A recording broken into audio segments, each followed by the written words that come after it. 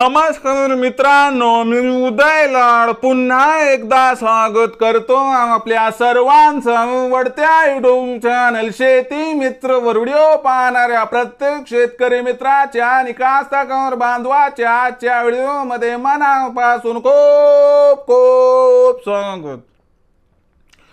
मित्रांनो, thumbnail पाहितलं, title वाचलं हो मित्रांनो, सामान्य कापूस उत्पादक कास्तकार बांधवांचा सर्वात महत्त्वाचा सवाल की अखेर कापसाच्या पिकामध्ये पहिली फवारणी करत असताना कोणत्या कीटकनाशक औषधाचा वापर या ठिकाणी करायला पाहिजे।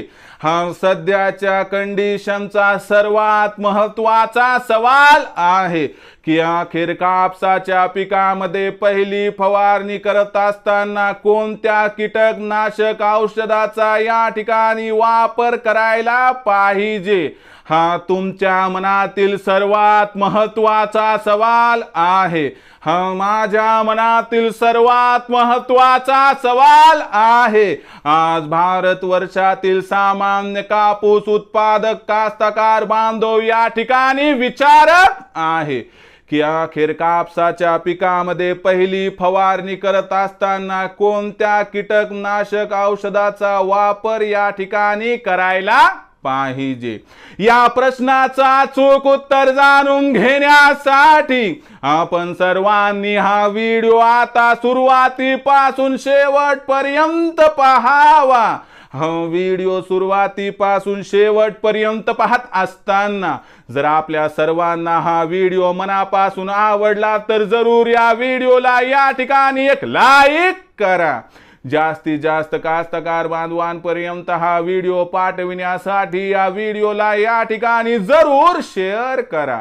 सबस्क्राइब करून जरूर नोटिफिकेशन बेलला ऑल करा, यामुळे येणारा प्रत्येक व्हिडिओ हा आपणास या ठिकाणी मिळत राहतो।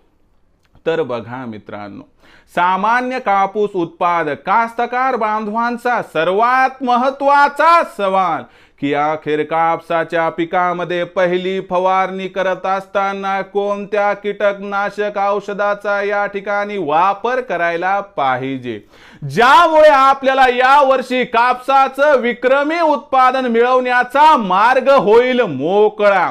या प्रश्नाचं उत्तर जाणून घेण्यापूर्वी कापसाच्या पिकामध्ये पहिली फवारणी कधी घ्यायला पाहिजे ती टायमिंग तर बघूया। तर बघा मित्रांनो, कापसाच्या पिकामध्ये पहिली फवारणी ज्या वेळेस आपलं कापसाचं पीक हे 25 ते 35 दिवसाच्या दरम्यान असेल त्यावेळेस आपण कापसाच्या पिकामध्ये पहिली कीटकनाशकाची फवारणी घ्यायला पाहिजे। आणि कीटकनाशकाची पहिली फवारणी घेत असताना आपल्या कापसाच्या पिकावरती कोणते कोणते त्या ठिकाणी कीटक येऊ शकतात हे लक्षात घ्या। तर कापसाच्या पिकामध्ये सुरुवातीच्या कालावधीमध्ये रस शोषक करणाऱ्या किडीचा प्रादुर्भाव मोठ्या प्रमाणात या ठिकाणी आढळून येत असतो। याच्यामध्ये मावा, त्यानंतर भुरी, तुडतुडे यांसारख्या किडी ज्या की रस शोषण करतात, म्हणजे काय करतात की आपल्या कापसाच्या पिकामध्ये असणारे मुख्य अन्नद्रव्य त्यांनाच खेचून घेतात, ज्यामुळे आपलं कापसाचं पीक हे कमजोर होते पुन्हा वाळून जाते। तर या असणाऱ्या अडचणीचा सामना करण्यासाठी सुरुवातीच्या काळात काय आपल्याला फार महागडं औषध वापरायची गरज आहे का? हो, अजिबात नाही। पण कास्तकार बांधव काय करतात की बाबा आपल्या ह्याच्यावरती कीट येऊ नये, जगापेक्षा आपला कापूस काहीतरी वेगळा दिसावा म्हणून गरज नसताना देखील मोठ्या प्रमाणात इथं खर्च करतात, पण हा खर्च टाळता येऊ शकतो।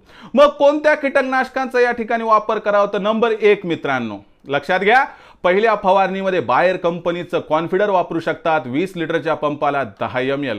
तुम्ही त्यानंतर हे जर नाही मिळालं किंवा आवडत नसेल तर तुम्ही सिजेंटा कंपनीचा एक्ट्रा वापरू शकतात 20 ml ला 5 ग्रॅम। त्यानंतर प्रोफेनोफॉक्स ज्याचा एका एकरासाठी तुम्ही 300 ते 400 ml वापर करू शकतात, नाहीतर थायमिथाइड याचाही वापर करू शकतात। यापैकी कोणत्याही एका कीटकनाशकाचा वापर जर आपण पहिल्या फवारणीत केला तर कमीत कमी खर्चामध्ये 100% मावा, भुरी, तुडतुडे यासारख्या रसशोषक किडीचा आपण नायनाट करू शकतात। तर लक्षात घ्या मित्रांनो, सुरुवातीची फवारणी अत्यंत महत्त्वाची असते, पण फार महागड्या औषधांची इथं काही गरज नसते. जे काम मित्रांनो साध्या गोष्टीनं होते त्याच्यासाठी तुम्ही जास्त महागड्या गोष्टीचा वापर करू नये. कारण नख काढण्यासाठी काही तलवार वापरायची गरज नाही हो, नख काढण्यासाठी नेल कटरचाच वापर करायला पाहिजे. आणि म्हणून सुरुवातीच्या काळात जास्त महागाचं नाही तर स्वस्ताचं औषध वापरा आणि किडीचा नायनाट करा. कारण कापसाच्या पिकावर एक नाही तर आपल्याला 4-5 फवारण्या घ्यावं लागत असतात. तर हा व्हिडिओ कसा वाटला कमेंट सेक्शनमध्ये लिहून कळवा. आवडला असेल तर जरूर या व्हिडिओला या ठिकाणी लाईक करा. जास्तीत जास्त कास्तकार बांधवांपर्यंत हा व्हिडिओ पाठवण्यासाठी शेअर करा. सबस्क्राईब करून जरूर नोटिफिकेशन बेलला ऑल करा. यामुळे येणारा प्रत्येक व्हिडिओ हा आपणास या ठिकाणी मिळत राहतो. तर मित्रांनो, अशाच एका नवीन व्हिडिओसह मी आपला मित्र उदय लाड आपल्या सर्वांच्या आवडत्या यूट्यूब चॅनल शेती मित्र मिळत राहील. तोपर्यंत माझ्या प्रत्येक शेतकरी मित्राचे आणि कास्तकार बांधवाचे आजच्या व्हिडिओमध्ये मनापासून खूप खूप आभार.